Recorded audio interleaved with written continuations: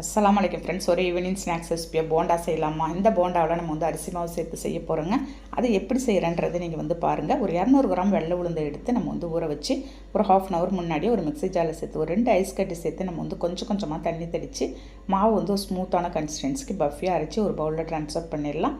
நீங்கள் ஐஸ் கட்டி சேர்த்து அரைக்கும் போது உங்களுக்கு வந்து நல்லா பஃபியாக வருங்க. இப்போ வந்து நம்ம அரிசி மாவை டேரெக்டாக சேர்க்காத பச்சரிசி ஒரு கப்பு எடுத்து நம்ம ஒரு பேனில் போட்டு லேசாக அப்படி சூடு வர வரைக்கும் நான் வந்து வறுத்துட்டு மிக்ஸி ஜாரில் சேர்த்து அரைச்சி வச்சுருக்கேன். அதில் ஒரு 3 ஸ்பூன் அளவுக்கு நம்ம வந்து எடுத்துக்கலாம். எடுத்துகிட்டு அதில் சேர்த்துட்றாங்க உளுந்து மாவோட ஒரு கப்பு வெங்காயம், மிளகு ஒரு 10 தட்டி வச்சு நான் சேர்த்துட்டு ஒரு 2 பச்சை மிளகாய், மல்லி, கருவேப்பிலை, கொஞ்சமாக உப்பு சேர்த்து மாவை நல்லா மிக்ஸ் பண்ணிட்டேங்க.